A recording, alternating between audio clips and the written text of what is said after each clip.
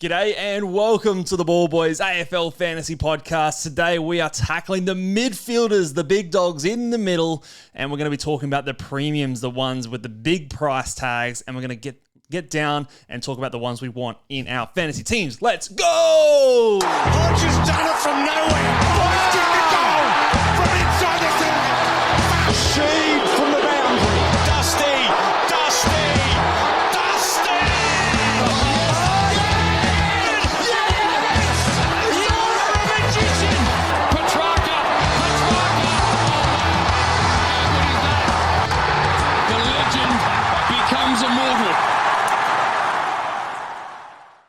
G'day and welcome again to the Ball Boys AFL Fantasy Podcast. I'm your host, Mitch Casey, and you can find me on Twitter at Ball Boys Fantasy. And as always, I am joined by the legendary coach of the Oxlongs, the current reigning champion of the Content Creators Cup, Luke Rogerson. How are you, my friend? I'm good. I think that one's done its time. No, we're going all year. Yeah. Is that hat going all year too? Yes, it is, mate. I worked very hard for this hat, and to hell if I'm going to let it sit on the shelf there. You're gonna rub people the wrong way, and by people I mean me. Well, you just got to get your own hat, mate. I'm filthy and jealous. I reckon if you had a hat, you'd wear it every single podcast. Yeah, I probably would. You're not wrong. You said in the intro we're going to get down. What does that mean? We're going to get down. Well, we're getting down to the midfielders because the midfielders are down this year. That was, smooth transition. Only one player averaging 110 or higher last season. It's the cheapest midfield I think we've had in a long time from a holistic point of view. Before we get into the individual players, do you think that trend is going to continue? And, I guess, is it just a case of midfielders are now not the be-all and end-all? It's the defenders, it's the rucks? No, don't throw the baby out with the bathwater. Okay. We're going to have, I'll say, 3-4 blokes that go 110 plus. Well, my spice take was I had four. I had four guys go 110 plus. You don't take 1 year and take that as gospel. The mids are who gets it done. So one thing I did find, I do find interesting, is that in previous years we've had that really big dog coming into the year, whether it was Rory Laird, Jack Steele, Bontempelli these last few years. And it provides that temptation for a lot of people in their starting teams to go, I want to pay up to get the big guy. I want to get the guy who I'm going to be happy with, my captain. This year, that literally is not an option because no one did it. So it kind of forces people to play at least the way that I like to play in terms of not having that big dog in my team. So I wonder if that's going to, make teams more similar or put people sort of by necessity onto the similar kind of strategy than years gone past. Any thoughts to that? Or Well, I think you're seeing that temptation play out in the ruck line, aren't you? I think so, yeah. It's not that people... That's the set and forget kind of. Yeah, it's not that people don't have that temptation. They're just, transferring that across to their ruck line. So there's always that temptation to pay up for a big dog, especially it's just that kind of bias. It's what you've seen most recently, and you anticipate, hopefully that can continue. But value is the name of the game, and that's what we're going to try and find today. That is it. So, we're gonna put the value to a side for now, but we're going to talk about the big dogs first. Firstly, let's talk at the top. Are there any of those big guys that you would want to start in your team? I'm talking Adam Treloar, Zach Merritt, Errol Goulden, Josh Dunkley, Bontempelli. Any of those guys sort of in that 106 plus price bracket or 107, 108 price bracket that you could see yourself starting with or anyone there? No, my straight answer is no to that one. And it's just the fact of it is you've got, like you mentioned, you've got guys that are cheaper that I think in some ways present better captain options. Some of the guys that we'll talk about in today's podcast, you're gonna pay less for them. They're still going to present a captain option, and hopefully you might even see 5 to 10 points of upside from these guys. So I think the straight answer, without sitting on the fence, is just no. Don't pay up for Treloar, Merritt, Goulden, Dunkley, Bont. Don't pay up from this year. There's better. I think the crowd's also going that way. Like the highest owned player of that lot is Marcus Bontempelli at 14%. But compared to years gone past, like the midfield is actually very unique. There's not many players in the midfield that are highly owned. I think the highest one is someone we won't discuss today, but maybe on the next podcast, is a Clayton Oliver, who's sitting there at 42%. And then the next highest owned midfielder, or straight mid, excluding the rookies, is Will Ashcroft and Nick Daicos. which I find very, very fascinating. Both players with an early buy round. So I think they're going to see a lot of diversity in the midfield this season, whereas our forward line might be looking very similar. Rucks, you've got maybe you're picking 2 out of maybe 4 or 5 options there. The midfield, I think you can go a number of different ways. So let's get stuck into some of those players. Yeah, well, you obviously mentioned some of those top dogs that we threw the blanket over. But the first guy I want to talk about in a little bit of detail is a guy that could present a little bit of value. He's the full forward at Adelaide. I know he's one of your favourites. Talk to us about Jordan Dawson. Yeah, well, Jordan Dawson, you're right. He is one of my favourites. Yeah. He is, in my opinion, one of the best players in the competition. I think he is like the next closest thing to a Marcus Bontempelli in terms of just pure talent. If only Adelaide thought the same thing, right? Because he is a guy that when he does play pure inside mid, he has, I think, maybe the highest ceiling in the AFL fantasy landscape for midfielders. I've got a stat here that in games where he plays 60% or more CBAs, which you would think, like if I was coaching the team, Dawson's in there for at least 60% of the CBAs every single game. Yeah. Over the past 2 seasons, that's a fair sample size of 28 games. He's averaged 115.6 on 85% time on ground. When he's playing less than 60% CBAs, he's averaged 103.6 in 16 games on 86% TOG. So it's there. If he plays inside mid, he has the potential to be the best player in the game.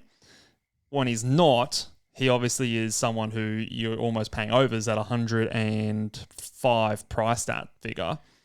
So I guess it just comes down to what do we think Jordan Dawson's going to do? What's Adelaide doing this year? You don't want to see your premium midfielder at full forward. There's no world where you want to see that happening. And like you said, he's just a dominant midfielder when he's in there. But listen to some of the names that are going to be running around in the Adelaide midfield next year. So Soligo, Crouch, Dawson, Berry, Rankin, Laird, Neil Bullen, probably high half forwards. Probably not going to go through too much. Lairdy. I think I said Letty, but Did you say Peatling? It's busy. Yeah, there's a few names, but none that hold a candle to Jordan Dawson. Problem is, a few of those names are one-trick ponies, and Jordan Dawson's not. Yes, but I would look, and again, I'm not the coach, but my theory is you don't park your Ferrari on the street so you can park your Toyota Corolla in the garage. He's the Ferrari. You get him in there. You work everything else around Corolla's it. a red hot, mate. But I don't know. This is just the first car that came to my mind that wasn't a Ferrari. But he's their Rolls Royce. He's the number one guy. Yeah.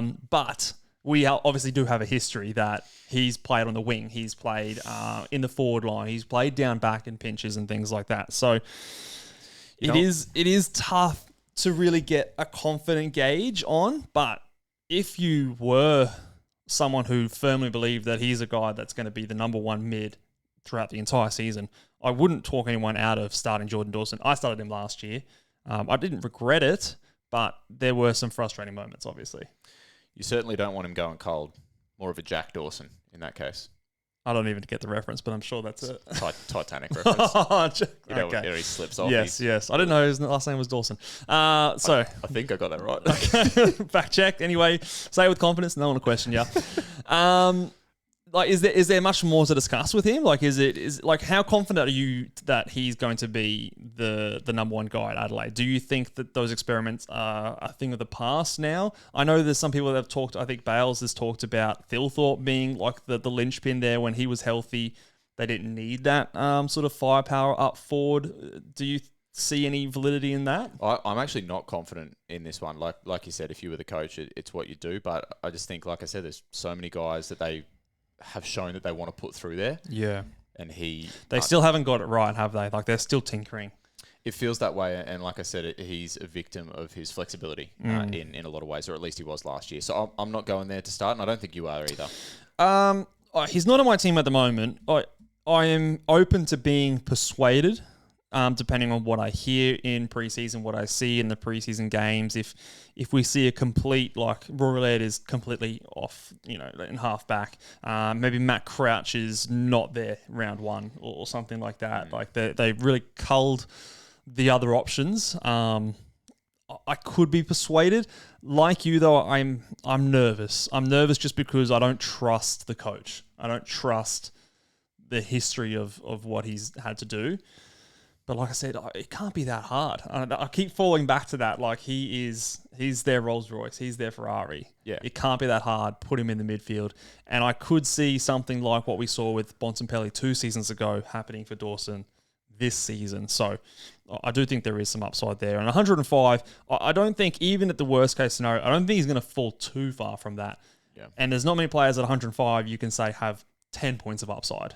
But I think he is one of them. Something comes out that he's confirmed in that role, then we'll be falling over ourselves. This next bloke, we're recording on the 11th of January, so we've just recently had some news about Nick Daicos. Plantar fasciitis, which is...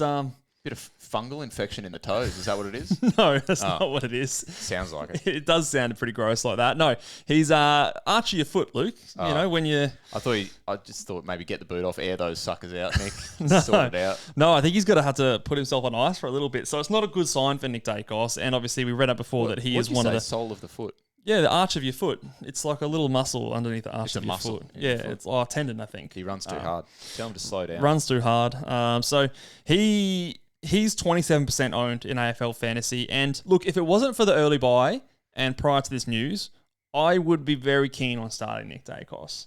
The early buy for me is a big hit to his potential starting value.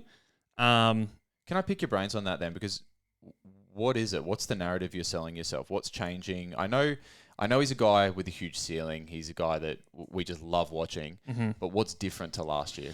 He had an injury-affected game last year where I think he got injured just after halftime. He also is someone that you can see, obviously, he gets a lot of tag attention. I think the addition of someone like a Dan Houston, they've also brought in a few other players like Perryman to, I think, take a little bit of the pressure off Nick Daicos. He's like almost a victim of being relied on too much for his own good. Collingwood were, I think, close to third last or something like that. I'll have to fact check myself in terms of fantasy scoring. And for him to get 105 and be by far and away the number one scorer for them, I think is a testament to his ability to get the ball. They're also very low in the possession count, and he's someone who averages 30 possessions a game. But do you see that changing? That's my kind of question. I don't see the disposal numbers changing. I think the potential for easier ball, more marks, I think is where we can sort of start to see that improve with better users in the team.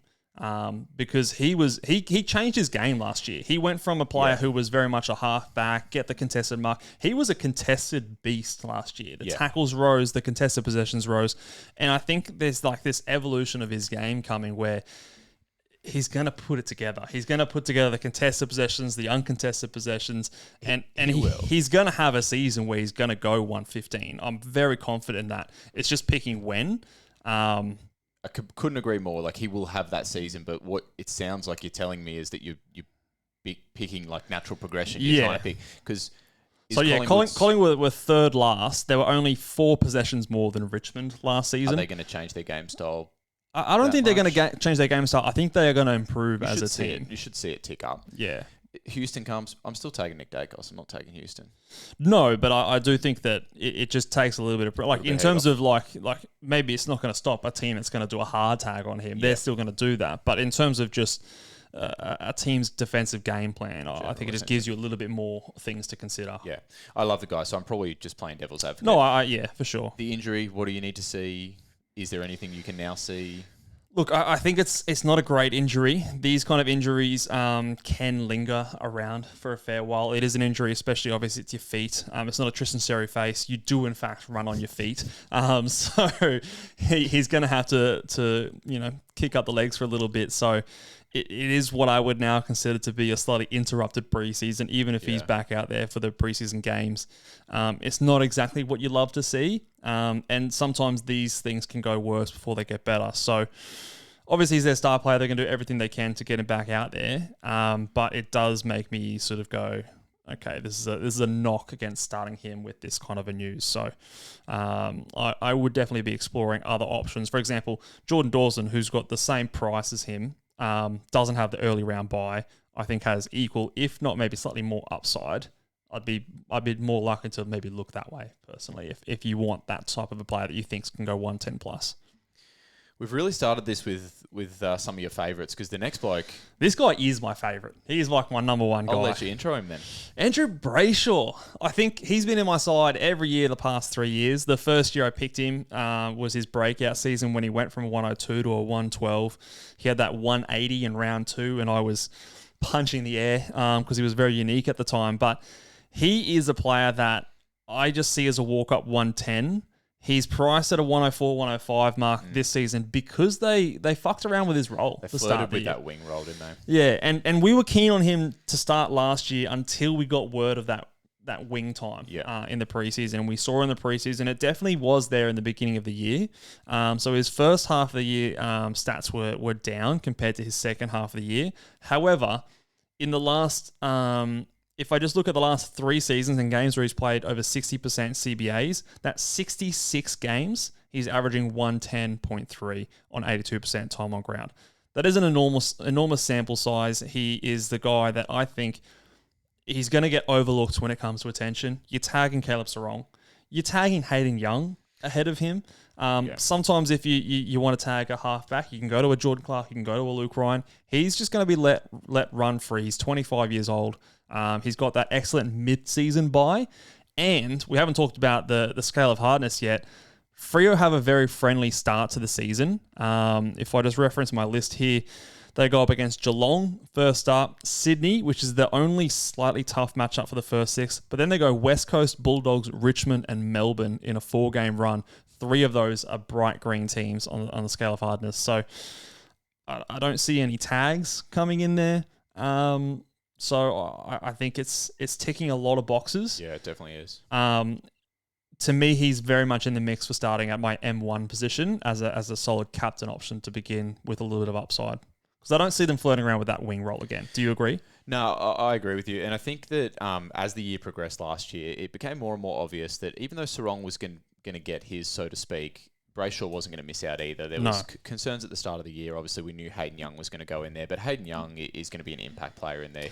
And he started to move a little bit more forward of centre as well. And was pretty damaging in some games as well. Yeah. He's a guy that, and I think that's what they always imagined Hayden Young to be. Was like a midfielder that can get forward in that, Dustin Martin role, that role that's become really prominent. So I think that Brayshaw is just going to settle back into what he's done for the last couple of years, and there's every chance that he's a really good pick for us. Yeah, I'm just having a look up. Like after his bye last year, he 108. went 108. I think even within that game, there's still some games where he was not playing high in the midfield. If I take out, there's one game where he played 57% time on ground. CBAs. Yeah. I removed that one game. He goes back up to 110. So he goes over the 60% CBAs. He's a 110 guy. Am I right in saying there was just little whispers of maybe a niggle that he was kind of carrying? I remember hearing something about. I think it was an ingrown toenail or something of all things. The feet are striking people down. Which is a bit of a funny one. And he had, I think, a couple of years ago, like a bit of a knee niggle, and he fights through them to his credit, which again is probably better than him, being out for several weeks or going down with an early injury. So it's good to know that he likes to fight through them, but there does seem to be like a niggle that pops up every now and again. So maybe another cause to why his scoring was a bit down at the start of the year. Now, from your favourites to an ever source of frustration, I'll say. And this is a guy that's on everyone's lips, I would say, this preseason. Tom Green, again, is he underpriced? Yeah, he's 20% owned, so he's on the more popular side of premiums for midfielders. He's undeniably underpriced. I will say that. No doubt about it. I don't know what it is, but I always seem to be on the wrong side of Tom Green and everyone loving him. Some people talking about him being, one of your top midfielders in draft, like one of the first players you draft. There was an interesting stat, and shout out to Stevie Fizz from the Draft Doctors. He said that of players who average more than 30 disposals per game, Tom Green is the only player ever to average less than 100 fantasy points. Yeah, I think I had that. Which is a pretty remarkable stat. Which kind of encapsulates my view of him. He's an accumulator. He's he's 100% the number one guy at GWS. But can he round out the game with the tackles, the marks? Is he a bit too handball happy? He's very handball. I mean, I had from last year when there was 4 times he went 30 plus disposals and went under 100. And I think one of those games he had 37 touches. You think about what's happening if Marcus Bontempelli has 37 touches. Oh, he's going 140. Yeah, absolutely. Yeah, safe. So yeah, Brayshaw goes 37 touches. That's a 140 easily. Yeah, there's not only is there the early bye this year, but then there's also a matchup with the Hawks in there, I think, whether it's just after the bye, whether it's just before the bye, I can't remember. The reason that I think that this was a decent play, and I think Chris the winner did this last year, was got on him for the first 2. Yeah, he listened to you. I very much doubt it. But it was West Coast North Melbourne. Yeah. And we knew that he was just going to easily beat up on those teams. I think he starts with Collingwood Melbourne. 2 good matchups. So they are 2 good matchups. One of them's round 0, which doesn't count. Yeah. So. Well, I mean, this is the thing. Let's play opening round. Opening round roulette. Shall we? If he comes out and does a big 130, I'd be tempted. I would be tempted. However, if I look ahead at his scale of hardness, he goes Collingwood and then he goes into Melbourne. Melbourne's a neutral. They're a positive matchup for defenders. Very positive.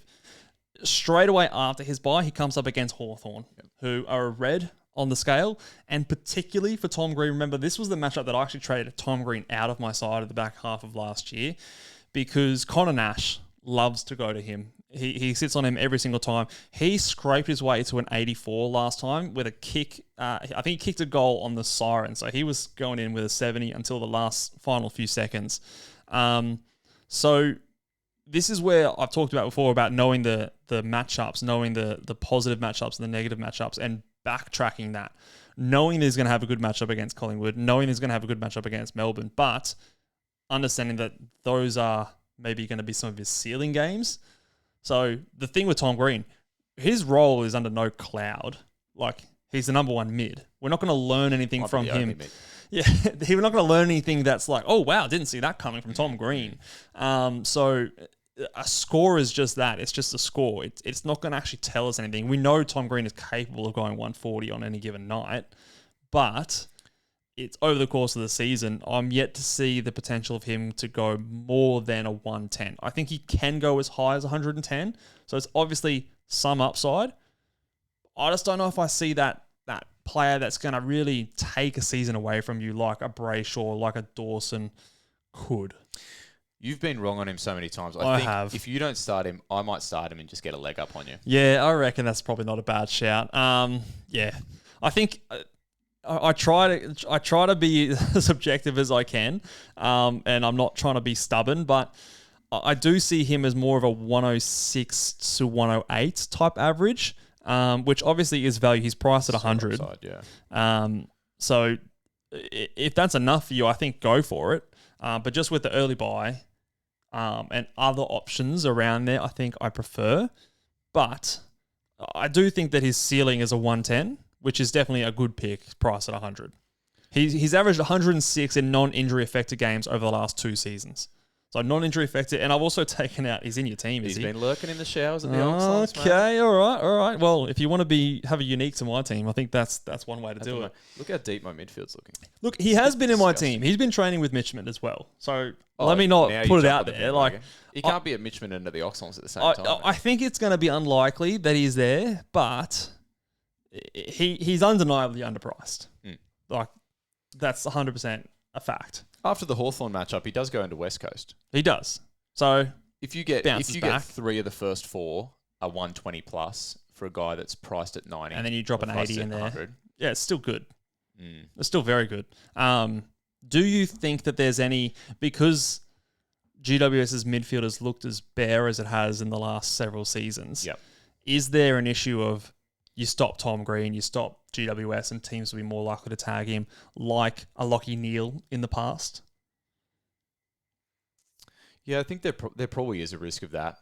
I was about to say that his game doesn't really lend itself to being tagged out. I was going to say it's in and under, but a lot of his possessions, even though they are handballs, they're not really in and under. It's kind of those get into space, receive, move it on. Farm it out to someone else. Yeah, and like you said, I mean, Nash has gone to him and shown that he's susceptible to some attention previously, so that argument doesn't hold weight. So yeah. I think you're probably right there. I also think he's a guy that I would expect to tackle more.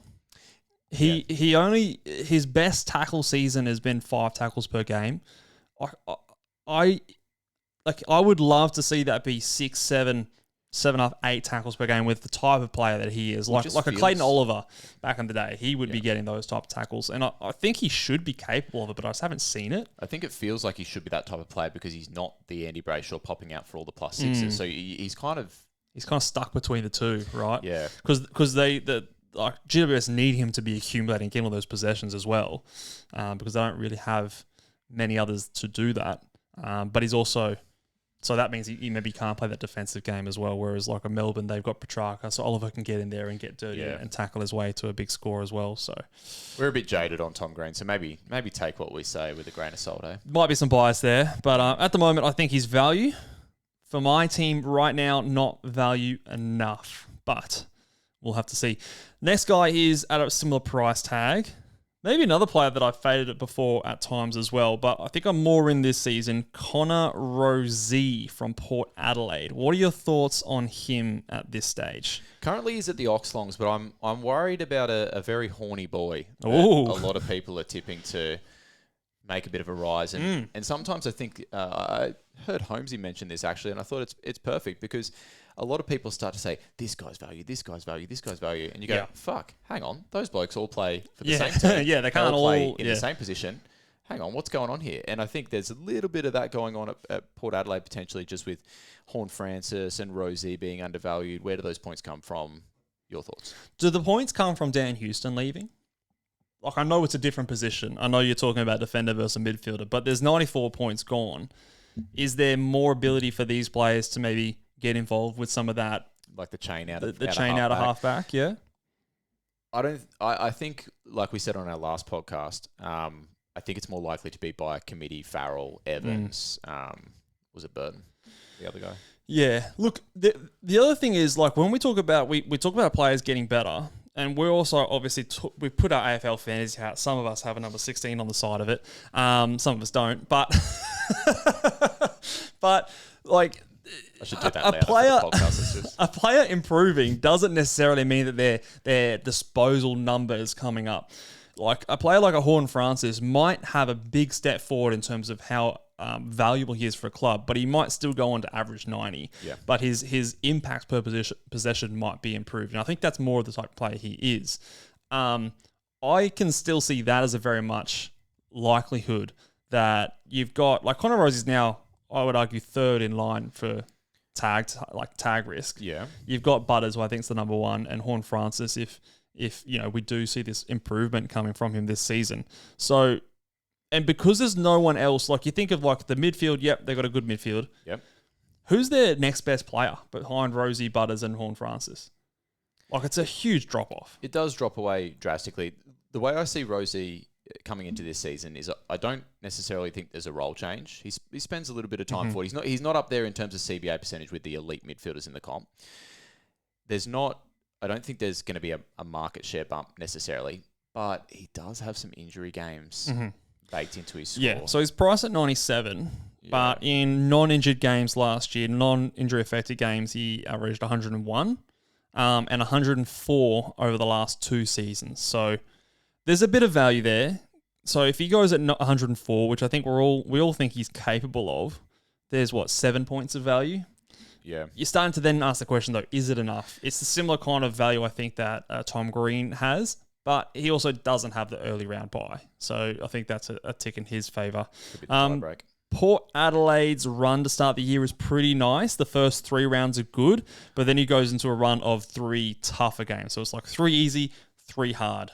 So for what it's worth, you might see some big scores early. Obviously, Collingwood, Richmond and Essendon are 3 good matchups. St Kilda were actually tough the second half of last year. Hawthorn very tough, and Sydney harder team as well. At least you can't play Port Adelaide.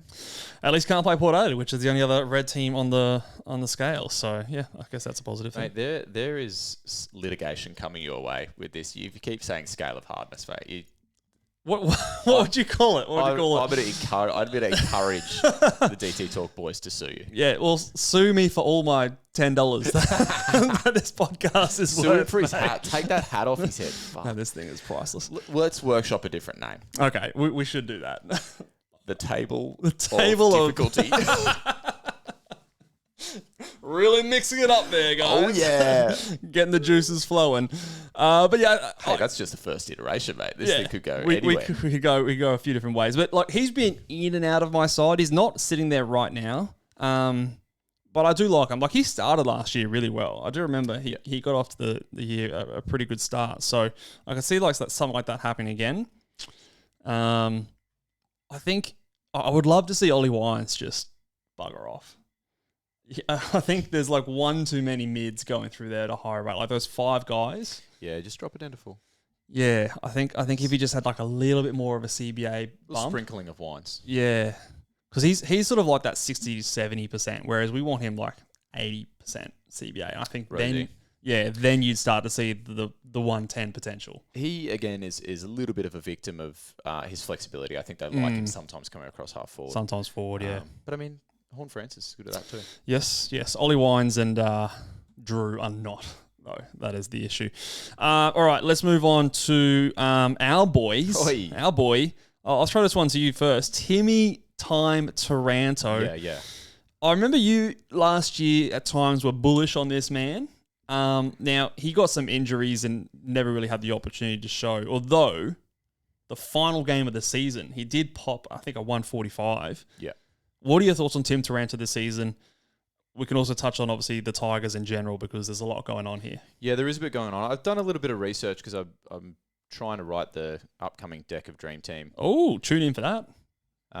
Article for Deck of Timmy DT. T. Deck of DT. But I'm still a little conflicted even after writing the article. So there's a couple of things I'm conflicted on. First thing is that there's no doubt he is the only experienced player. And when I say experienced player that's not always injury-riddled. Prestia. Or even Hopper to an extent. Yeah. That's playing in the guts for Richmond. So there's no like, oh, he's going to be sharing pill with anyone. But then I thought to myself, well, does that just make his life harder? Like, a player's going to perform better in a midfield that's running on top of the ground because he could stand in there at the stoppages and be the number 1 midfielder for Richmond, but Richmond just don't fucking touch the ball in the middle. That could be a real possibility. They will touch the ball. Like, I know that they're horrible, but like there is still points to be had, and I think any points that there are to be had, he'll gobble them up.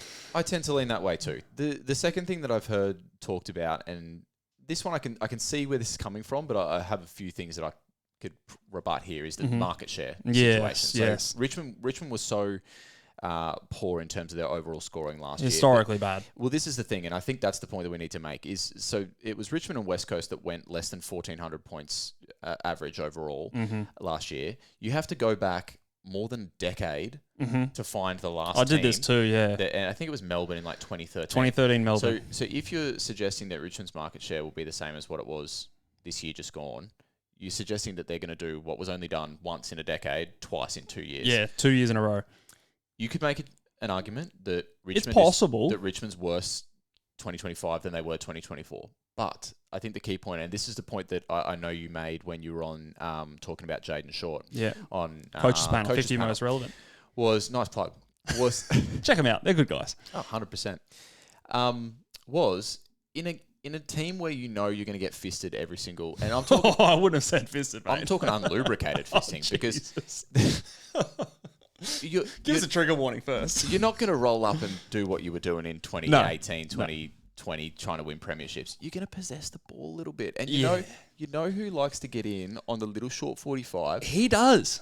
Not only short 45, Jaden short 45. Yes. And Timmy T. He does. And like, because I think a lot of people will think, they think of Tim Taranto, they think tackling. They think this guy who goes in, he kicks it off the floor and he tackles. But he actually is really good at getting uncontested marks. He will take a little short 45, he'll turn and he'll kick it to the opposition. And we don't mind that. No, we don't mind that. I mean, like, honestly, I know there's a lot of talk about his, kicking accuracy, and obviously he's not the greatest kick in the world, but who the fuck else are we going to kick the ball to? Like, we don't have any other better options for our midfield, really.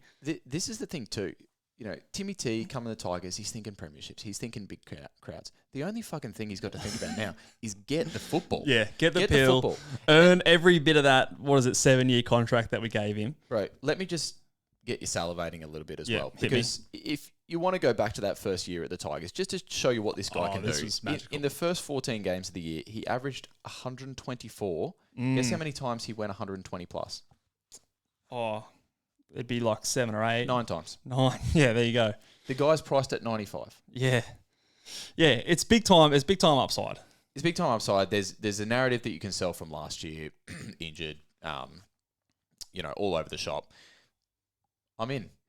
I think I'm in too. There's very little downside, in my opinion. Like, there really is very, very little, like zero downside. I don't know if like that 125 is the realistic upside, like the realistic like thing, but it's possible. Like it is possible. We've seen players on bad teams score really well in the past. Obviously, Sheasel last year. You go back a couple of years, Rory Laird when Adelaide were a bit poorer.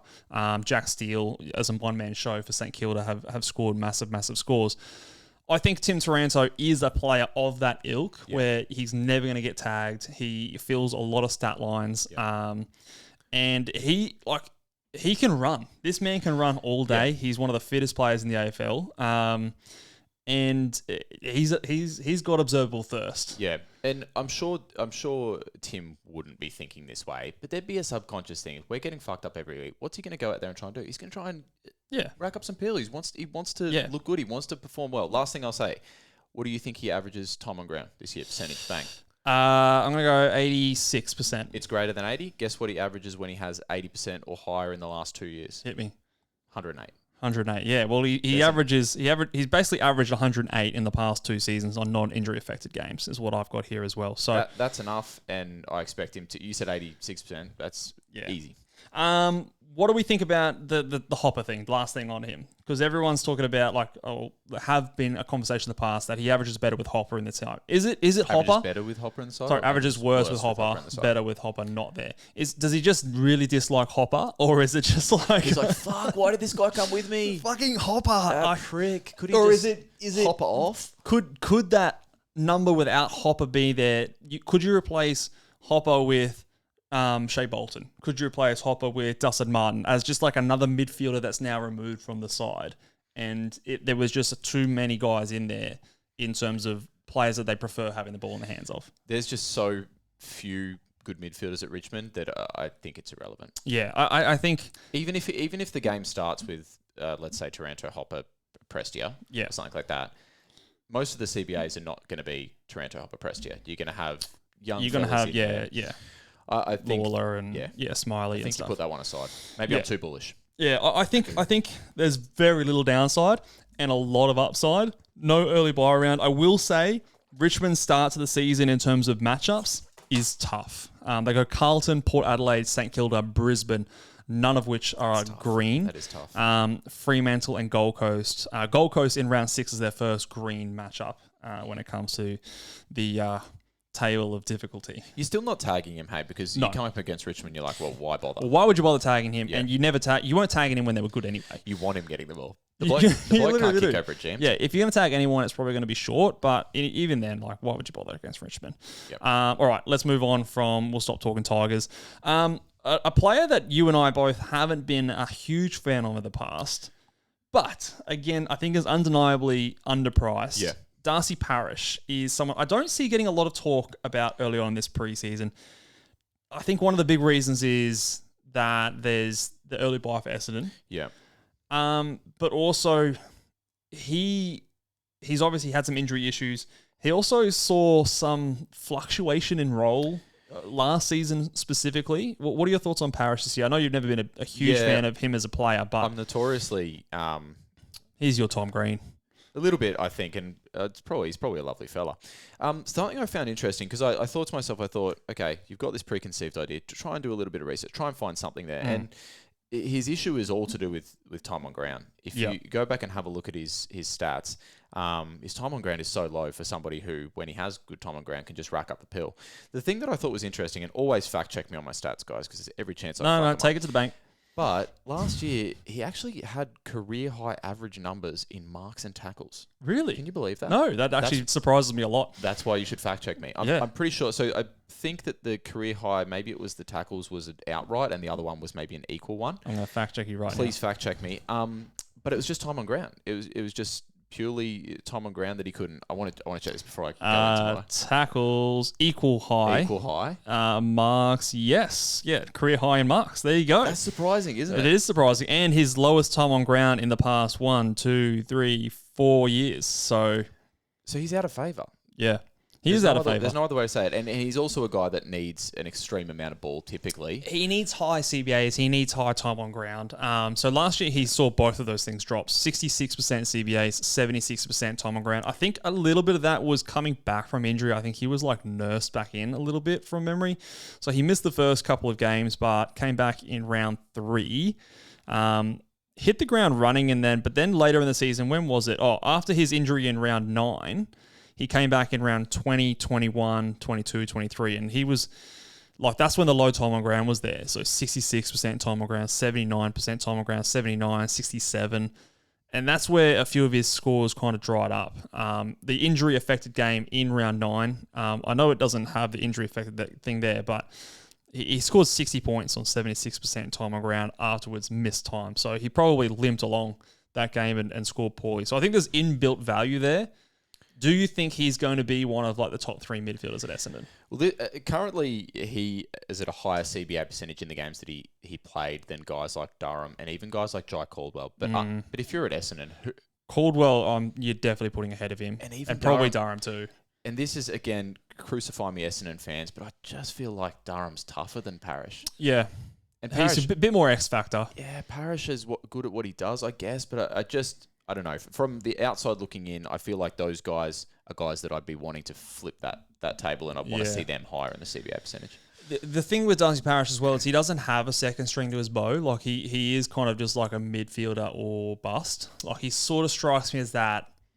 And he's not the same type of player, but like that Matt Crouch kind of player where if he's not racking up the peel in the midfield, like what is he kind of doing for your team? And maybe that does lead to lower time on ground, like a Matt Crouch does, because you're just going to get more rotations on the bench.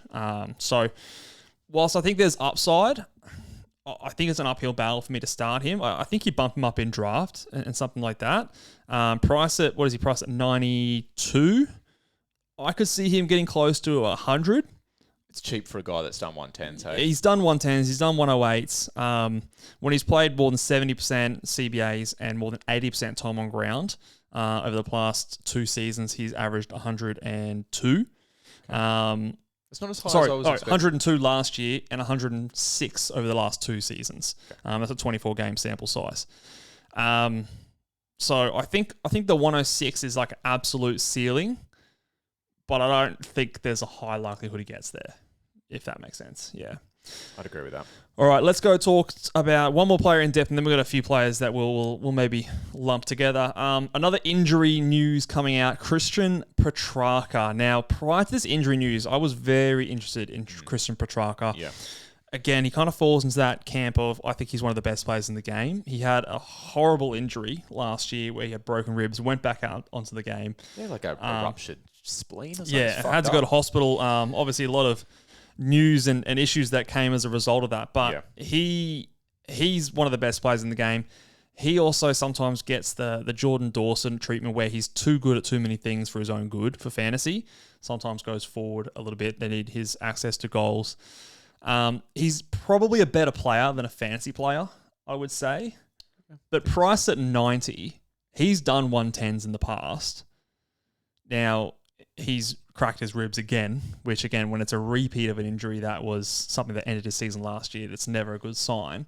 But do we see a potential for him? And Melbourne obviously don't have the early buy round as well. Do we see him as a guy who could get close to that 105 mark? Yeah, be a justified pick. All the research I did was prior to hearing that news. So I'll kind of just talk about him as I had intended to. But this is a guy who in 2024, prior to getting injured, had a market share of 5.9. In the previous 4 seasons, he's barely gone below 7. Yeah. So he's a 6.97, low 7s. he's like significantly underpriced. The thing that I'm really interested to see with Melbourne this year is and hopefully Petracca can get back on the field as soon as possible, but do he and Oliver have this kind of symbiotic, is that the right word? I think it all depends what you're going to say afterwards. Like this symbiotic relationship where they just help each One other. benefits another. Yeah, I think that's the Did right I get word. that? Yeah. Fuck, I'm a biologist, mate. Bro, you're a teacher. Look, they're obviously joined at the hip in terms of the story of Melbourne's season last year. Yeah. Like Melbourne he was the highest averaging player for Melbourne in terms of midfielders. Like Viney averaged, like he was 100 the year before. Like prior to last year, Viney, Oliver, and Petracca all averaged over 100. Yeah. This past year, no one averaged more than 90. Like crazy. what? Like that is a massive, massive change that I don't think is necessarily the players as individuals, but like a symptom of a larger issue. Yeah. So it's hard for me to then turn around and say, okay, everything's going to be different in Melbourne because what? Yeah, because why? There was so much off-field stuff, and these guys, regardless of what's happening there, these guys are proud, and not only proud. If to play AFL football, you need to have a bit of an arrogance about you. You need to have a chip on your shoulder, and these guys, They won the premiership just a few seasons ago. Like I just get this feeling that, and we'll talk about Clayton Oliver in our next podcast, but I just get the feeling that these guys, regardless of what was happening, they're going to be now that they're staying at Melbourne. They're going to be too proud to dish that up again, especially if they have future aspirations of not being in Melbourne. Then it's time to you got to put yourself on the market and say, hey, last year was just that's not me. Like I'm still Christian fucking Petracca. They're too good to be down. Yeah, when it comes to fantasy, I think it's someone I wouldn't be surprised is a knockout pick. I don't know if I have the balls to go there, especially now with the injury. I think that's definitely something you want to see early on. He's space open for him. That's where he was. Oh, he was there. He got injured. So So I was considering him as well before the injury news. The fact that it is a cracked rib, which is the injury that set him back and ended the season last year, I think is not good. They're going to treat him very cautiously because obviously, not only just for him, but for the optics of it. Like if they put him out there underdone with the same injury again, they're going to cop a lot of shit. So I think they're going to be very cautious with him. And that maybe means maybe a little bit more time forward. I don't know. He is someone that, like, if you wanted to go there and everything, all reports come back about his ribs is okay and he's fully training sooner rather than later, and he's in the preseason dominating, and you go there and he becomes a really good pick, I wouldn't be completely shocked. I just think it's a player that I'd rather see it during the season first and maybe trade into him than launch. I think it's just a little scary for me at this stage. especially now. Yeah, especially now with the injury.